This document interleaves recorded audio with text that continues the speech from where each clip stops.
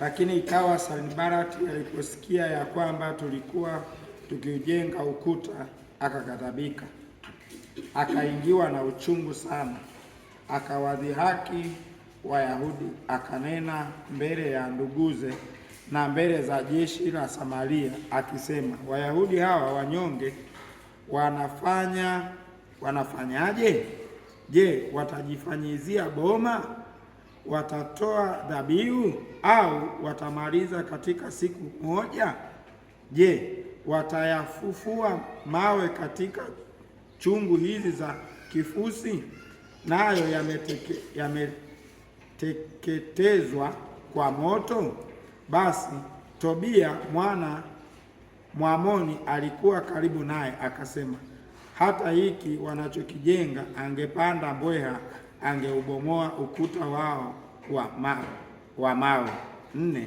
Sikia, Mungu wetu, maana tunadharauliwa, ukawarudishie mashutumu yao juu ya vichwa vyao, ukawatoe watekwe katika nchi ya uhamisho. Bali ya hawa watu wenye roho mbaya, Sanbalati, Tobia pamoja na Mwamoni na ndugu zake wengi, ambao walimtengenezea mazingira magumu mtumishi wa Mungu Nehemia. Anaendelea kujenga ukuta kwa ajili ya kazi ya Bwana, lakini wao wakaanza kuinua dharau, wakaanza kuzungumza maneno ya kashfa, wanamuinulia changamoto. Mstari wa 3 wameongea maneno magumu sana kwamba hiki wanachokijenga hata akipanda mbweha anaweza akabomoa. Maneno yale Nehemia alipoyasikia, ndio tunaona mstari wa 4 Nehemia akajibu, anasema, sikia Mungu. Hakuhangaika kuwauliza, hakuhangaika kujieleza kwao, kwa sababu anajua anapigwa vita kwa ajili ya kazi ya Mungu, anainuliwa changamoto kwa ajili ya kazi ya Mungu. Alichokifanya, alimwambia Mungu, akasema, sikia, rudisha kwao mashutumu yao, yale maneno yao wanayosema mabaya kwetu yarudi kwao kwenye maisha yao. Kwa hiyo nilipoendelea kusoma hii mistari yote hapo, nikaendelea kujifunza jinsi ambavyo mtumishi wa Mungu Nehemia hakuogopa hiyo changamoto, lakini pia hakuhangaika kuanza kujieleza. Alitulia. Na juzi hapa ile Jumapili kama sikosei, nilielezea mfano wa yule mama ambaye mdogo wake kabisa akamtengenezea mazingira ya kwamba yeye aingie kwenye changamoto. Sasa jiulize, yule mama angekuwa ni mtu wa kupiga simu na kujieleza kwa ndugu zake, kwa dada yake kabisa, dada yake angeweza kupiga simu, dada, nina hali ngumu, maisha yangu ni magumu, mume wangu ameanza ulevi, mume wangu ameanza tabia mbaya, niombee, nisaidie kwa lolote. Lakini alinyamaza kimya, na baadaye tukauona ushindi. Na hata kuna wakati mwingine ninapokuwa nafundisha mama, huwa natoa mfano wa mama mmoja ambaye alikuwa ameolewa na mwanaume ambaye ni agent.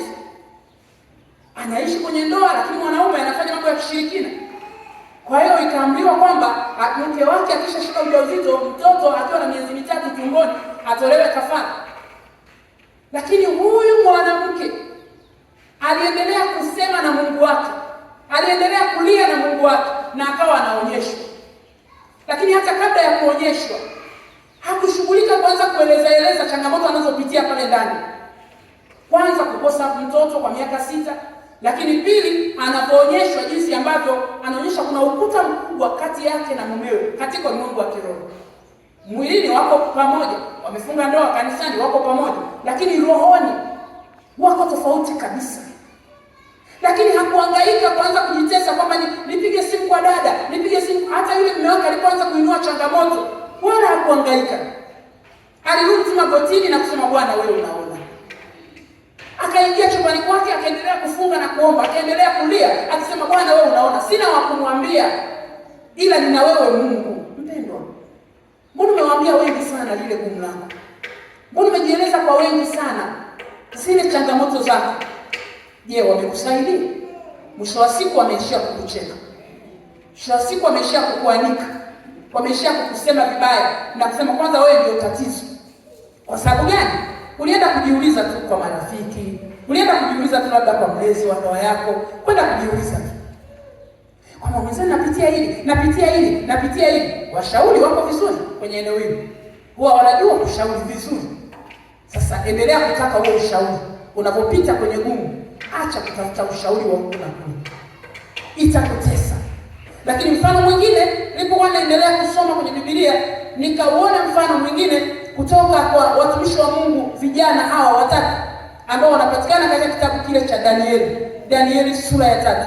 Hapo tunakutana na watumishi wa Mungu Shadraka, Meshaki na Abednego. Ni watumishi wa Mungu ambao walipita kwenye changamoto. Tunaelewa, tunajua hizo historia, hadithi hizo tumeshajifunza tangu tunapojifunza masomo ya kipaimara, tunaelewa. Sasa angalia jinsi ambavyo wale vijana watatu hawakuogopa changamoto wala hawakutaka kujieleza kwa mtu yoyote. Ukiendelea kusoma pale, wewe utasoma sura ya 3 yote, lakini humo utakapoendelea kusoma utakutana na maneno ambayo wanasema, ikiwa Mungu yeye ndiye aliyetuumba, yeye ndiye atakayetupigania. Hawakutegemea mtu ndiye atawapigania. Walitegemea Mungu ndiye atakayewapigania. Kwa hiyo kwenye maisha yako unapokutana na lolote, unaliona hili ni gumu, unajua hii ni changamoto yangu, tafadhali usijieleze. Wala hata mitandaoni siku hizi ndio imekuwa mtu akikosana tu hata na mume wake, unakuta anaanza kuweka mtandaoni. Akikosana na mzazi wake, unaona kale ka clip kale kwa mtandaoni kale, ukikaangalia kale ka status kale, unajua tu huyu tayari anapita kwenye changamoto tayari. Haina haja ndio utakaposhika ile mistari. Unakuta mtu wiki nzima anasema Bwana teta nao, Bwana teta, wiki nzima ameweka katika status yake hapo, Bwana teta nao. Wewe rudi magotini, mwambie Yesu, shughulika na hili, acha mambo ya mitandao. Imefika mahali sasa, mpaka wengine maisha ya ndani kabisa, wanapopita kwenye magumu wanaweka. Tunaona vitu viko hadharani tu. Watu wanapitia magumu wanaanza kuweka hadharani. Mwambie Mungu. Unapoweka hadharani, maana yake unampa shetani nafasi. Unampa adui nafasi ya kukumaliza. Kama alikuwa ameanza kidogo, anaona kumbe lile limewezekana. Kama alipeleka kakuku kamoja, anaongeza na mbuzi. Naona ile kazi ni nzuri mganga. Kwa hiyo endelea pale. Maana naona anatapatapa sasa hivi mitandaoni. Anahangaika, anaanza kujieleza. Acha hizo mpendwa. Acha kujieleza. Jieleze kwa Mungu aliye hai. Yeye aonaye sirini, yeye anaua roho na mwili, yeye ndio mwanzo na mwisho, yeye hana mpinzani kwenye maisha yako. Huyo ndiye mwelezi. Kwa hiyo hebu jua kujikontrol unapopita kwenye changamoto ya aina yoyote ile. Mwingine ni mume wake tu amechelewa kurudi. Amerudi usiku saa 6, anaanza kuchukua simu. Shangazi, mdogo, dada, mzee mwanaume huyu, mimi naona anakaribia kushindwa kabisa hii ndoa. Nakaribia kushindwa wewe. Amerudi tu saa 6 usiku na karibia kushindwa. Ukisikia ya wengine, si ndio utaanza kusema ile ndoa, na ni ndoa. Sasa unapojieleza la kwako, unajua kila mtu anapojieleza anaona langu ndio kubwa, kwa kweli langu ndio gumu. Ninaposuluhisha mambo ya ndoa ndio nakutana na mengi. Mtu anapojieleza anajia anakuwa anamwambia wewe futa machozi, ngoja nikupe mfano. Ninapoanza kutoa mtumishi bila nisingeweza. Hapo sasa ni pagumu zaidi na vipi tena? Wewe umejieleza lako umeona ni gumu zaidi. Mpendwa, rudi magotini. Yesu anaona mapito yako. Nehemia alikuwa na windwa na Sanbalati. Tuna Sanbalati wako wengi kwenye maisha yetu. Wanataka tuangamie, wanataka tufe, wanataka tufedheheke. Kwa hiyo sasa wewe unapojieleza unampa nguvu Sanbalati aendelee kukutesa, aendelee kukuonea. Acha. Hata kama ujala paka mafuta uso ung'are. Paka mafuta uso ung'are. Utapendwa. Unaendelea, niko vizuri kabisa. Kwa kweli hakuna shida. Bwana ni mwema. Haleluya. Na Yesu anaangalia sifa yako kweli. Hajala huyu, lakini anashangilia na tabasamu, anasema Bwana ni mwema. Hajanidhalilisha huyu. Lazima Mungu akutokee. Kwa sababu anaona kabisa jinsi ambavyo unapita kwenye gumu la kukosa chakula, hujajieleza. Unajieleza nyumba 6-7. Wewe tuna hali mbaya hapa, hatujala, hatuna unga, hatuna chochote. Hivi si utachekwa tu? Hata kama watakupa, lakini watakucheka. Rudi mwambie Yesu, hivi kweli leo nalala? Kama imekupendeza, hakuna shida, sitakufa. Ukilala siku moja utakufa, hata siku 2, hata 3, wala kufa. Sasa wewe tabasamu. toka nje na tabasamu, paka mafuta vizuri, halafu nenda kafanye kazi, mwambie Yesu. Lakini bila kuuliza, ndio wao wenzetu wailika. Ukiulizwa vipi, ni muda wa shida. Ni muda wa shida. Yaani ana hali ngumu ya maisha, lakini anakuambia ni muda wa shida. Hata pia hana, lakini haendekezi shida. Anakuambia mimi sina shida. Hata kama anazo. Kwa sababu anaona hata akikwambia hautamsaidia, utaishia kumcheka. Kwa hiyo wapendwa, hebu tukomae kidogo. Maana kunyamaza na wakati unapita kwenye gumu ni ukomavu wa kiroho. Kulialia ni utoto wa kiroho. Waanza kulialia, tunaanza kujielezea, mwanaume huyu ananifanya hiki, mwenzenu madeni yananitesa, hiki inatesa. Acha kulialia, lia na Mungu wako, lia chumbani kwako. Amka saa 9, mwambie Yesu, wewe waijua hii tabu ninayoipitia, wewe waijua, shughulika na hii tabu yangu. Yesu atakufusha. Haleluya. Unajieleza, wengine unaojieleza kwao ni maagenti. Elewa, maagenti ni mawakala wa shetani. Na agent huwezi kumjua kwa uso. Ninakwambia huyu mama alikuwa ameolewa na mume wake ni agent wa kuzimu kabisa. Anafanya mambo ya ushirikina, usiku anawanga huko na marafiki zake na ndugu zake. Lakini ukimwona usoni utajua kwamba huyu ni agent. Huwezi. Sasa acha kujieleza. Labda omba Mungu akupe macho ya roho ili utambue kama huyu ni agent au la. Wakati mwingine mimi ninapotaka kuzungumza jambo na mtu lazima niombe kibali. Niulize Yesu, vipi? Naona napata amani. Nikipata amani nitazungumza. Nisipopata amani nitanyamaza. Na hii itakusaidia sana kwenye maisha yako. Kuchekwa kwingine unakochekwa, kudharauliwa kwingine unakodharauliwa ni kwa sababu ya kujieleza sana.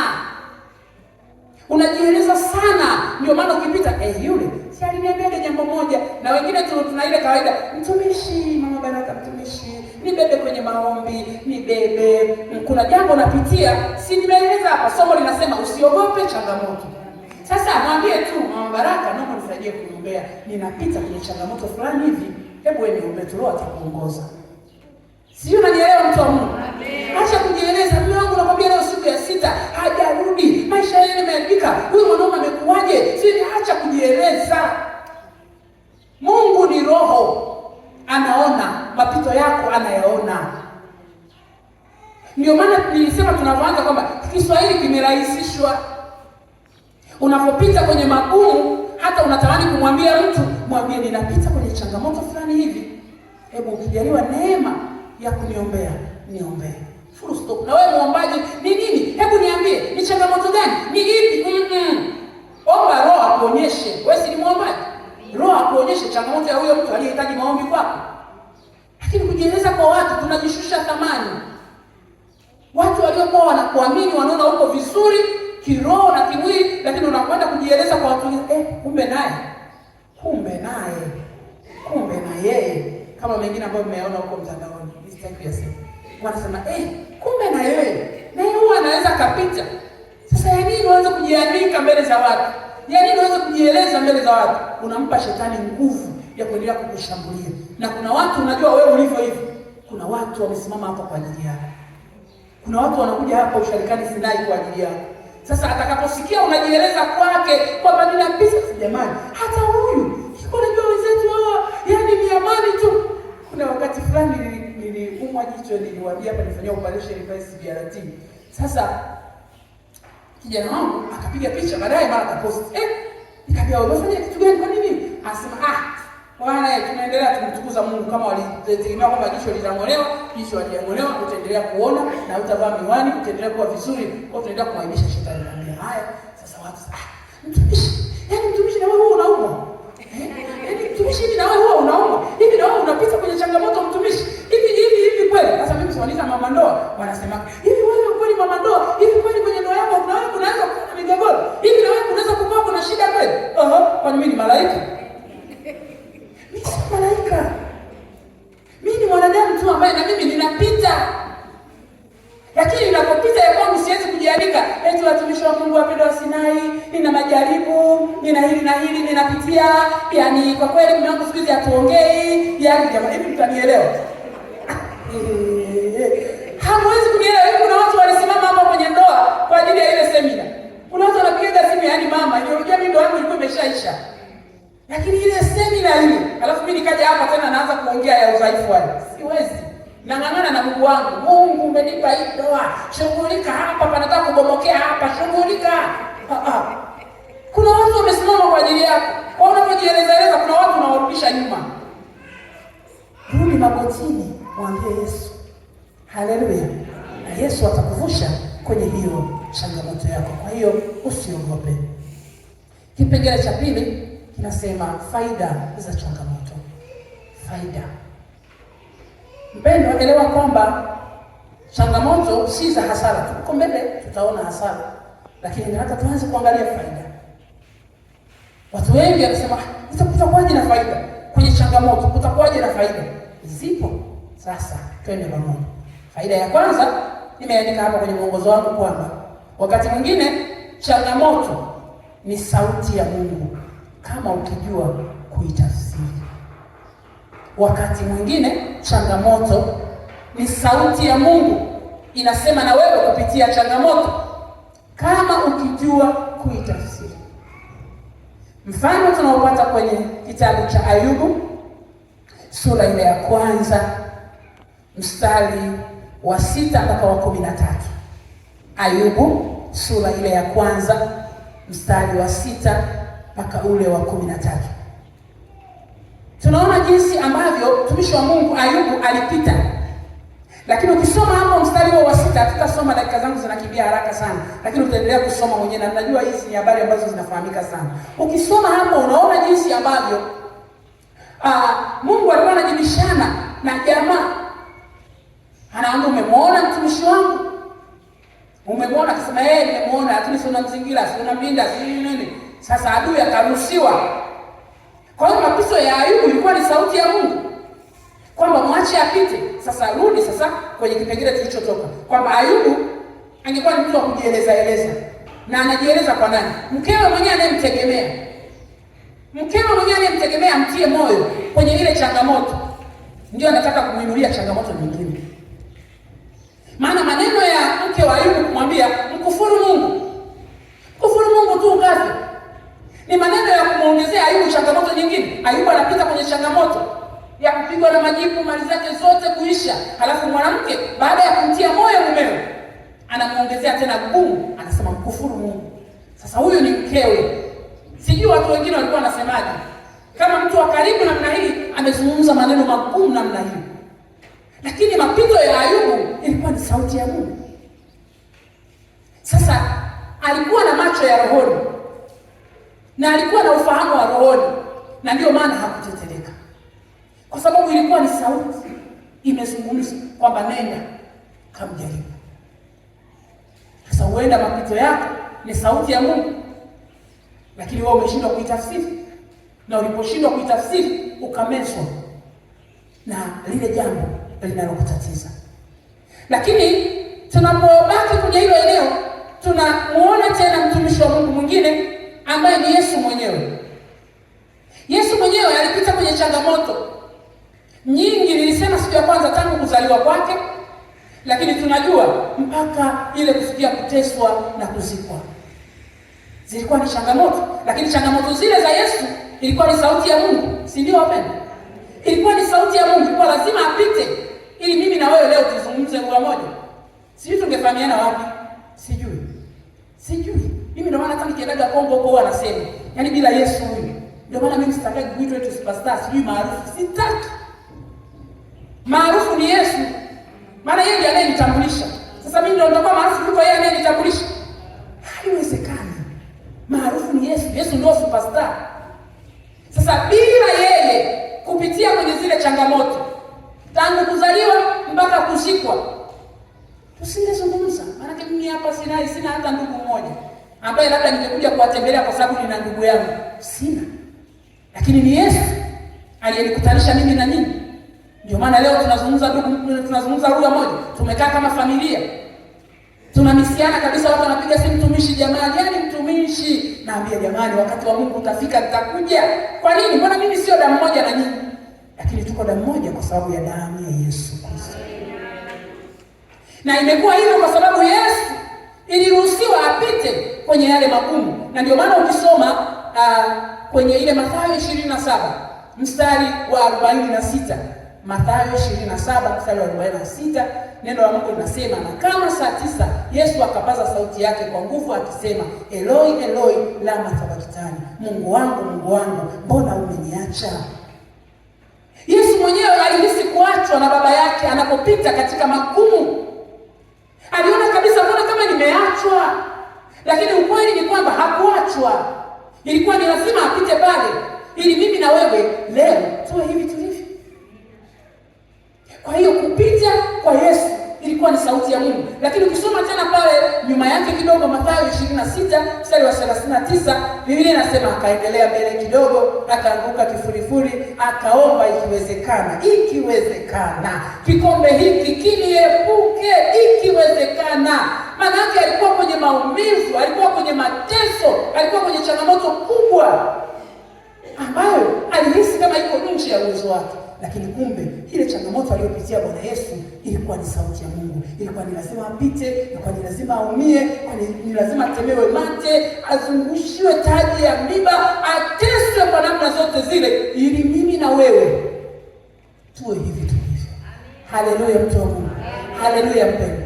Kwa hiyo wakati mwingine kwenye maisha yako changamoto zinapokujia, huenda inakuwa ni sauti ya Mungu, ila ujue namna ya kutafsiri.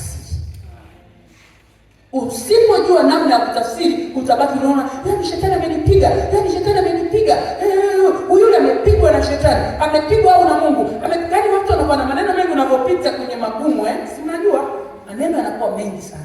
Lakini ukijua kutafsiri, ukiingia katika ulimwengu wa kiroho, Mungu akakupa ufunuo, akakupa macho ya rohoni, wala hautateseka wala hautachanganyikiwa. Unajua kwamba hii ni sauti ya Mungu, acha nipite. Kuna wakati Mungu atajitwalia utukufu kupitia hiyo.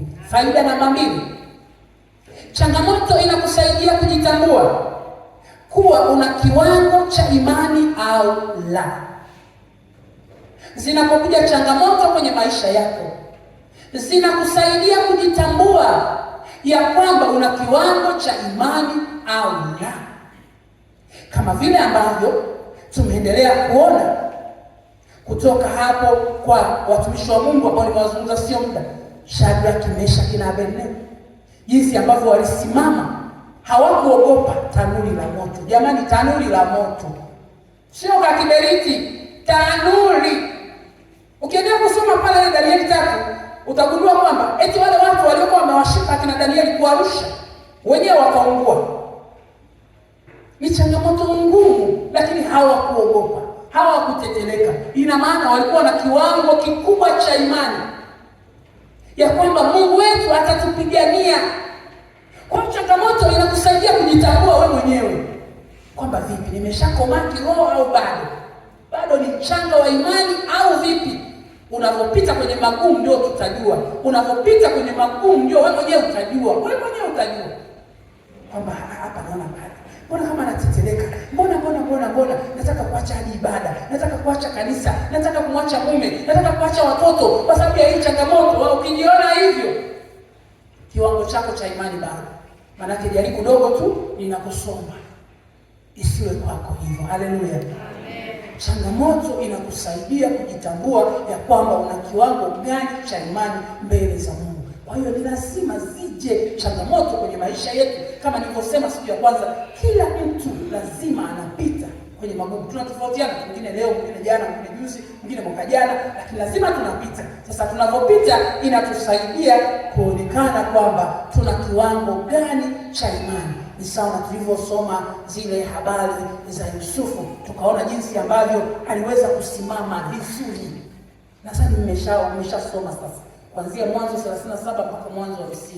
Mmeshaona jinsi ambavyo Yusufu aliweza kusimama, alikuwa na kiwango kikubwa cha imani. Hata alipotakiwa kuingia majaribuni kwa yule mke wa mfalme, hakuteteleka. Niliwaambia kwamba ninapoongea na kijana anambia, mtumishi yule kwa ni bonge la zangu. Yaani mke wa bosi anajichanganya, yaani huyo napita naye tu huyo. Kijana wangu anaongea kwa uwazi kabisa. Lakini Yusufu hakusema hivyo. Mnakumbuka maneno yake. Akasema, ni ufanyeje ubaya huu nimkose Mungu? Kiwango kikubwa cha imani. Kama kiwango kidogo cha imani, huwezi kuzungumza maneno haya. Faida namba 3, changamoto ni fursa.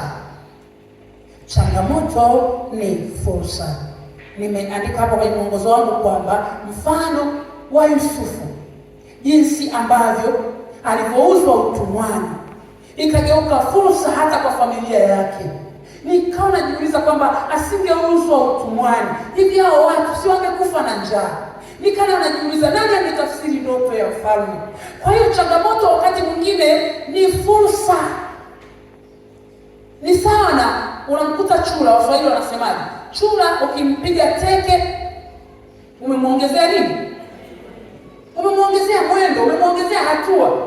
Lakini wanda aliumia kidogo, kwa nini jamani? Mbona nateswa hivi? Mbona napitia magumu haya? Lakini kumbe umeshamsogeza mbele. Kwa changamoto kwenye maisha yako haupaswi kuogopa, kwa sababu wakati mwingine changamoto inageuka fursa. Haupaswi kuogopa. Tukianza kutazama tu hapo tulipotoka kuzungumza kwa habari ya Shadraka, Meshaki na Abednego, ukiendelea kuangalia hapo mahali utagundua kwenye mistari ile ya mwishoni kabisa ile 28:30 unaona jinsi ambavyo fursa iliyopatikana hapa ni kwa yule mfalme Nebukadneza. Anakiri. Hebu mtumishi nisomee Bwana. Natamani haya maneno uyasikie na wewe. Danieli sura ya 3:28 mpaka 30. Anakiri mwenyewe. Yeye ndiye aliyewatengenezea tanuri la moto. Yeye ndiye aliyeamrisha watu wa nchi ile wote waabudu sanamu, lakini yeye ndiye anayerudi kukiri. Lakini watu wameteseka, wamepita kwenye magumu, lakini kuna fursa ya mtu kuokolewa. Karibu mtumishi. Nebukadneza akanena akasema, na ahimidiwe Mungu wa Shadraka na Meshaki na Abednego, akawaokoa watumishi wake waliomtumaini, wakaligeuza neno la mfalme na kujitoa miili yao ili wasimtumikie Mungu mwingine wala kumwabudu ila Mungu wao wenyewe. Basi mimi naweka amri ya kuwa kila kabila ya watu na kila taifa na kila lugha watakaonena neno lolote lisilopasa juu ya huyo Mungu wa Shadraka na Meshaki na Abednego watakatwa vipande vipande na nyumba zao zitafanywa jaa, kwa kuwa hakuna Mungu mwingine awezaye kuokoa namna hii. Kisha mfalme akawakuza Shadraka na Meshaki na Abednego katika wilaya ya Babeli. Amina. Yeye ndiye aliyesema, yeyote atakayekataa kuabudu sanamu niliyoiweka mimi ataadhibiwa kwenye tanuri liwakalo moto bila kuzimika. Lakini hao vijana mashujaa wakomavu wa imani wakasimama imara, hawakuogopa ile changamoto, wakakubali kuingia kwenye tanuri la moto, wakakubali. Sasa ukiendelea kusoma hiyo unashangaa, yeye mwenyewe mfalme anashangaa, mbona tulitupa watatu, mbona wako wanne? Anaanza anachanganyikiwa mpaka hapo mwisho anaanza kutangaza wilaya yote ya Babeli anayetakiwa kuabudiwa ni Mungu wa Shadraka, Meshaki na Abednego. Wapendwa, haikuwa rahisi. Mtu anayetengeneza miungu yake ili iabudiwe, leo anakuja anakiri Mungu wa hawa jamaa anastahili kuabudiwa. Aisee, nampenda huyu Mungu sana. Kwa hiyo changamoto inageuka fursa. Watu wamepitia magumu, wamepitia mateso, lakini kuna mtumishi alikuwa anatafutwa hapa aokolewe, akili ya kwamba Yesu ni Bwana. Kwa hiyo changamoto ni lazima, ila usiogope. Hilo ndio ushikilie, usiogope, kwa sababu changamoto ni fursa, kama ambavyo tumeona kwa watumishi wa Mungu hao, kwa Yusufu, lakini pia kwa huyu mfalme ambaye aliitwa Nebukadneza, jinsi ambavyo alipata fursa ya kumtangaza Mungu wa kweli. Sasa wewe angemaliza kwenye ufalme wake kwa kuendelea na masanamu yake, lakini hapana, akasema katika wilaya yote ya Babeli Mungu anayepaswa kuabudiwa ni huyu. Kuna ofisi fulani watu walikuwa wamekaa, tulizungumza hapo kama changamoto ya kusemwa vibaya. Sasa yule dada akawa anasemwa sana na wenzake wafanyakazi wenzie, anasemwa hivi, anasemwa. Baadaye bosi akasema, kuna nini? Mbona unamsema sana? Akatuma wapelelezi wawili waendelee kumfuatilia, wasikilize kile kinachosemwa. Ni kwa nini anasemwa vibaya? Kila mtu akija ofisini kwangu analeta jina lake, anamsema vibaya. Kuna shida gani kwa huyu dada?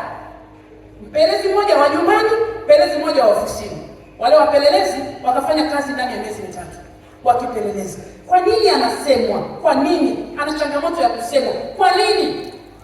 Wapelelezi kila mmoja anarudisha, anasema katika ofisi hii huyu dada anachapa kazi kuliko wote, na ni ana uwezo mkubwa kuliko wote, na inasadikika kwamba alipunguza CV zake ili aweze kupata nafasi ya kazi hapa. Maana angeweka vile vitu vyake vyote, huenda labda mngesema mshahara hautoshi wa kumlipa yeye. Akapunguza vitu vyake vingi alivyosomea ili aweze kupata ajira hapa. Ni amejishusha, lakini mtu mkubwa sana. Bosi anaambiwa maneno haya. Akatulia, akaita management yake, jamani mnaonaje hivi?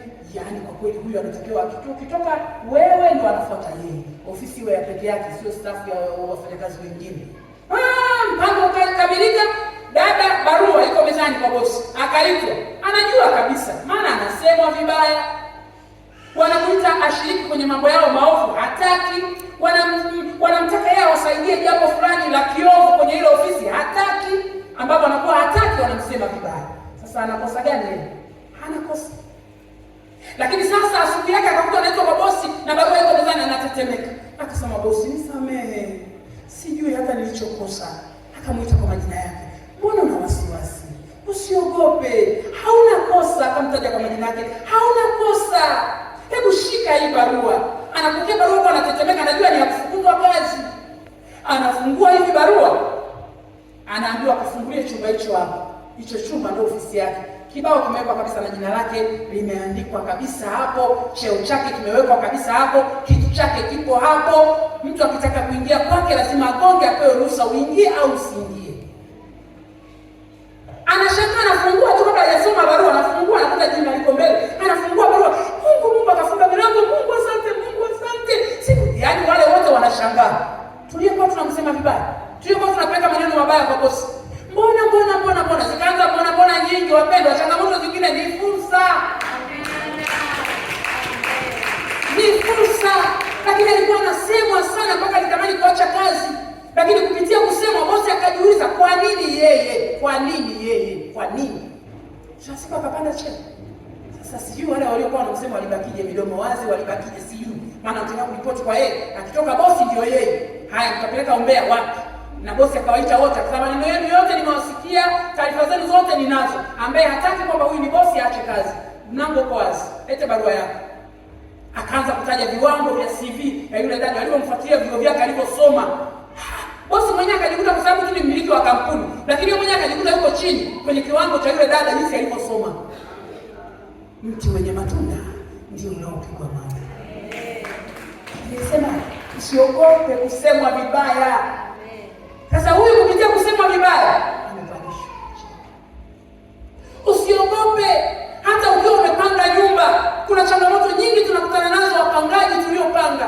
Na mwenye nyumba mkali, unafagia na anao anafagia. Umedeki choni anakuja na manubataka na deki. Ukidunda muziki anakuambia hebu muziki wako bwana unatumiza masikio. Ukipika nyama unakumbuka wiki ijayo ndani ya kodi utalipa wewe kweli. Utaweza kwa unapika nyama saa hii. Huyo mwenye nyumba huyo mimi ndo namtaka. Yaani mwenye nyumba huyo mimi ndo namtaka. Na wewe umtake huyo. Sasa unakaa mwenye nyumba mnashona sare wote. Mnashona sare na machao funguo mama. Alafu mnapika chakula mnakula pamoja. Yaani kama familia hivi. Utajenga wewe. Hautapata hiyo fursa ya kujenga.